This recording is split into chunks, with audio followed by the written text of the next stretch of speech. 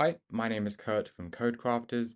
This video is from my Roblox Masterclass course, which you can find more about in the description below. Okay, so in the last few lessons, we have been, you've been introduced to the three main tools that we'll be using for our parts: the Move tool, the Scale tool, and the Rotate tool. Today, we're going to have a look at some settings that we can use to adjust those tools to make them even better to use to make our games. Okay, now these settings aren't actually in the home section, they're in the model section. So click on model and you'll see that there'll be a lot more options here than you might not have seen on the home section, which is fine. A lot of these are some more advanced options, so we might not talk about all these until later on in the course, but some of them we are going to look at a bit earlier on. And we're primarily looking here at the Snap to Grid section, okay? And what this does is it allows us to change how much the tools adjust the parts, either its position, its scale, or its rotation, or size for scale, each time you do something. Now it'll become a bit more clear once I show you how it works. So currently, when we move the, if we set the move tool for this, when we move the part along, let's say the z-axis, it moves in jumps.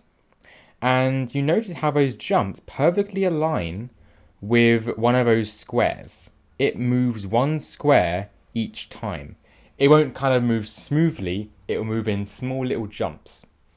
And that's because we have a setting on here which tells it to do so.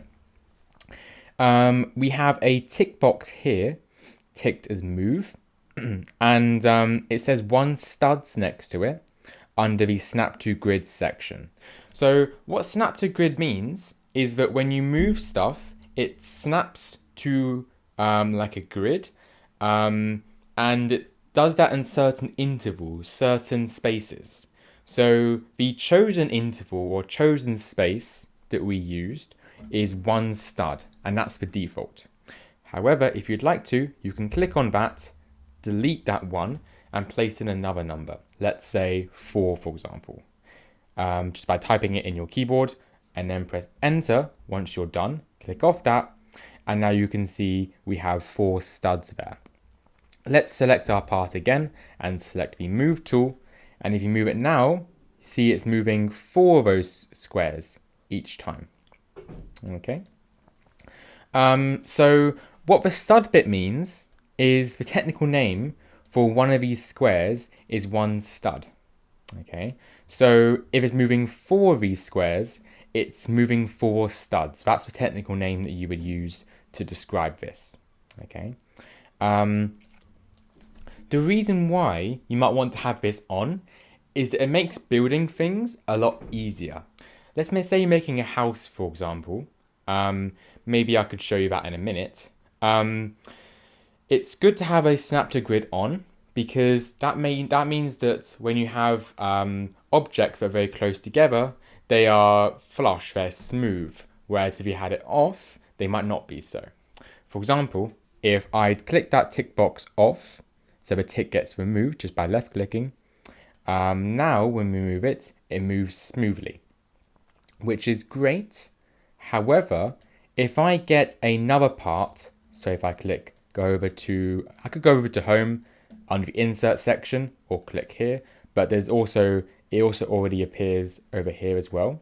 So left click that square there, and if you move it across to it, and let's try to line these up. So as a corner of a wall. So this bit here should line up with this bit here. Let's see what happens. So you can see about there, and have a look like that there. You can see there's a bit of a gap there which isn't filled. We could try and make it smaller, but the point is it's very difficult, okay? And it doesn't make your buildings look the best. From far away, sure, but when you get closer to your buildings, you'll realize that actually everything's overlapping and it hasn't been built very well. So that's why using a snap to grid is a really good idea, because if I turn this on again, let's change this to one stud, left clicking it, turn on to one, and add in two parts. I'll use the drag to move it across there. Now, if we try to line these up, I'll need to rotate this one along the y-axis. Go back to the move tool, and if we try to line these ones up now, it's as easy as that, and they line up perfectly. There's no kind of gap, and you wouldn't even be able to tell, but that is two different parts and not one entire part. And that's really, really good when you're making any kind of buildings or basically anything, okay? So I would always recommend you have some kind of snap to grid on, especially for move, okay? One stud might be a bit too high. You can always turn it down a bit. You can make it into half a stud, 0.5, or as small as you like, down to like 0.001 studs, for example, incredibly small. Me personally, I would try not to go any lower than 0.1 studs. So basically that means you can move it 10 times per square, as you can see there, okay? I personally wouldn't try to go any smaller than that. Otherwise, it starts to get a bit difficult to line things up, okay? But again, it is up to you how much you put that as. I would just recommend no lower than 0.1 studs. For beginners, one stud is a perfect range, and personally, I would keep it as that, just as you're starting out. You'll notice that above it, we also have a similar thing for rotate. As obviously, when we rotate things, we don't rotate them via studs, we rotated them via degrees. Now, if you're not sure what a degree is, we explained those a bit last lesson, so have a look at that. But we're aware that there are 360 degrees in a circle. Now, this here, 45 degrees, basically means that we can only rotate it 45 degrees each time. And because 360 divided by 8 is 45, we can do 8 rotations, or 8 jumps of rotation, to go all the way around our circle. You can make that smaller if you'd like. However, the difference of this one is that I would ideally keep it a factor of 360. Now, factors of 360 include 180, 90, 45, 22.5, and so on. They keep getting smaller and smaller. But the reason why it should be a factor of it is because if I put a random number, let's say 5, in there, and start to move it, you should hopefully be able to see that somewhere one of those, 5 is a factor, so that one would be fine. Let's put 7, for example, or bigger number, let's say 17. Okay. Notice how on over here, there's a smaller jump in between those. That's because you cannot divide 360 by 17 and get a whole nice number to work with. So that's why it's very important to leave it as a factor of 360. The numbers I'd recommend for that is typically to use 45. Okay, the standard for rotations is very good. If you'd like to go lower, go to 22.5. That will give you 16 rotations. Okay. If you'd like to go any lower than that, I would just recommend either 10 or 5.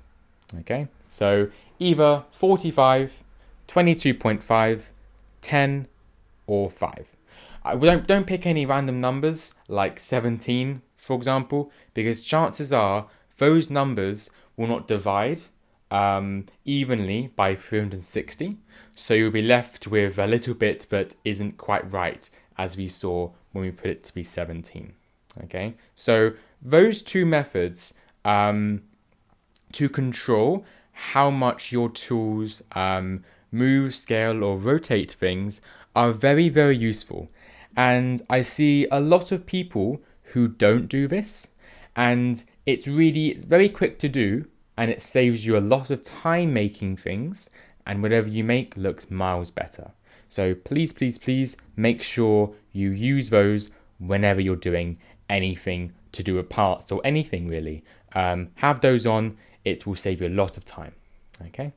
And the final bit for this lesson is about collisions. So collisions is another setting that you can put on, which can change how some of your tools react. Mostly the move tool. Okay, so let's click that over here to select that. Now, what currently happens is if you move one part into another part, it goes inside it. This is a bit of an issue, as in real life, objects don't exist inside of each other. These parts are solid objects, so it doesn't make any sense. And another issue is if we zoom into it a bit, you can see how the texture, the image of our part laid on top of it, kind of moves around like that there. And that's a second thing that a lot of people as beginners make the mistake of, and it makes their buildings look a lot less realistic.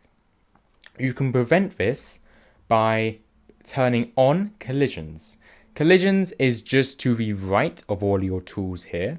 Under where it says geometric, you can put collisions on there by just left clicking that little box until you have a white tick with a blue background. Yeah, you can also find it in the home section just right of rotate there as well. Let's see what happens when we use collisions. We can move it out perfectly fine, but if we try to move it back in, we cannot. I am trying to, doesn't want to go through. It will only go through and it kind of come out the other side like that there. It will not exist inside of that other object. Okay.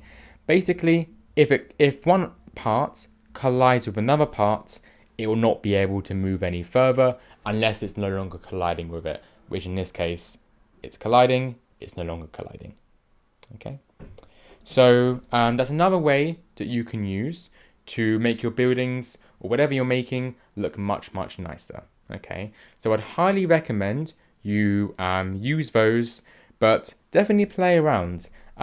See what it's like making something without those or with those, and see which one you prefer. And I pretty much guarantee you that you'll prefer doing it with all the settings on.